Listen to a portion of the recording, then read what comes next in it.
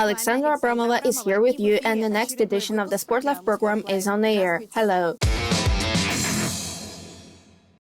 Let's start as usual with the latest news from the world of mixed martial arts. Recently, the discussion between the former chairman of the Russian MMA Union, the legendary heavyweight Fedor the Last Emperor Emelianenko, and the advisor to the president of the organization, the founder of the Storm School, Alexander Shlemenko, has been increasingly discussed.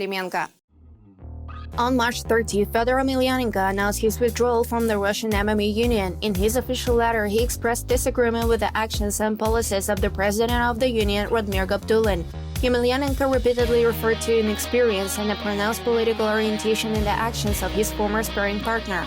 After leaving the organization, the last emperor called on Gabdulin to leave the post, to which he was refused. Alexander Shlemenko sided with Radmir. In his blog, Storm expressed disagreement and misunderstanding of Fedor's statements and actions in such explicit criticism of a former colleague. In response, Shlemenko received a condemning statement in his address that all of this shall be kept in tame and that Shlemenko unnecessarily comments on the current situation, earning himself a rating. The public exchange of opinions between the two legends continues, and we will closely follow the developments. On the night of May 7 till 8, another evening of UFC 274 fights took place in Phoenix, Arizona. In the super duel of the evening, the long-awaited entry into the octagon of the most famous lightweight Tony Ferguson took place. In the period from the 19th till the 20th year, El Cucu was perhaps one of the most discussed athletes in the world. Having not known defeat since 2013, Tony was supposed to fight Khabib Nurmagomedov in April of the 20th, and it was the most discussed fight of that time. However, the meeting was cancelled. In June of the 19th year, Ferguson celebrated his victory over Donald Cerrone, and then there was only a fight with Justin Gaethje, which ended in defeat. Since then, Tony has performed 2 more times sharing the cage with Charles Oliveira and Beneil Dariush, and both times unsuccessfully. The fight on May 7th was supposed to be a serious test for Ferguson. In case of victory over Michael Chandler, Tony had every chance to regain his career. However, El Cucu suffered another defeat, falling for a knockout high kick at the 17th second of the second round. Once again, our compatriot will have to show his strength on the side of the most famous American promotion. Former N1 Global League fighter Albert Duraev, with a record of 15-3, will enter the UFC octagon for the second time in June. His new opponent will be Buckley. The 33-year-old Russian middleweight won the right to make his debut in the overseas promotion thanks to his victory over Kaya Bittencourt in September last year. The athlete received his latest defeat in career in a fight with the strong Russian middleweight Anatoly Tokov in 2014. The first performance in UFC ended for Duraev with a victory over Roman Kopylov by unanimous decision of the judges. We wish Anatoly to finish the next fight in his favor and to successfully gain a foothold in the ranks of the UFC.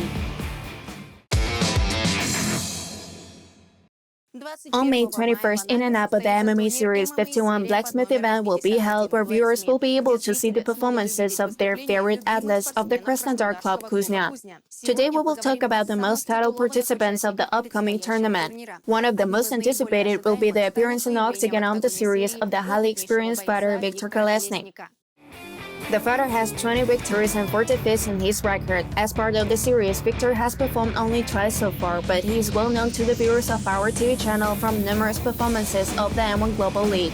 On the side of the series, Viktor won his first victory in October of the 20th year by a technical decision in the second round over Chokuyev Kurban. The next opponent of Kolesnik was the extremely dangerous Brazilian William Diaz, who lost to Viktor by knockout in the 2nd minute 22nd second of the second round at the September SBC 35 event last year. At the moment, the athlete is on a winning path of 3 successful fights after losing to Uzimar Lima by knockout in the first round in February last year. No less interesting will be the performance of another representative of the club Kuzня, Ilya Freymanov, an extremely dangerous fighter who prefers to deal with opponents not later than in the second round. As part of the series, Ilya has performed only twice so far, but both times brightly and successfully. Freymanov came to our side in June of the 20th year with 4 successful performances in a row after losing to Viktor Kolesnik in 2014. The fight with Alexei Lienko on the 7th and with Erzuman Bayramov on the 17th tournaments brought him another +2 in the personal record. After that, fighter suffered his first defeat in 7 years, losing to Bahutbek Dushanbai at the Open FC event. Since then, the athlete has managed to work out his failure twice, and the athlete's new entry into the octagon has every chance to bring him another 10th victory with 2 defeats in his career. Another participant of the upcoming event will be heavyweight Maxim Kolosov, also representing the club Kuzня. The athlete has already performed 4 times in the series and is well known to our viewers. Just like his colleague Ilya Freymanov, Maxim prefers to finish fights not later than in the second round. This is confirmed by more than 70% of the athlete's early victories with a record of 11-4-1. Maxim performed on our ground for the first time in the framework of the People's Championship MMA Series 7 in the 20th year, taking victory from Denis Yuzuda following the results of 3 full rounds. After 3 months, the athlete managed to repeat his success, this time defeating Duraev Victorson at the 40th event of the series, this time by knockout at the end of the first 5 minutes. On a successful note, a month later, Kolosov agreed to another duel within the framework of the 17th event and suffered his first setback since September 19.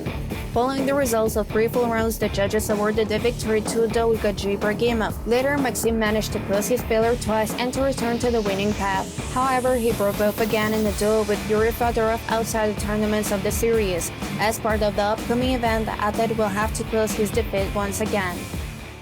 It was the SportLife program and its host, Alexandra Abramova. Stay with us, follow the news of the series on our website and on social networks, and see you on the air of the MMA-TV.com every Thursday.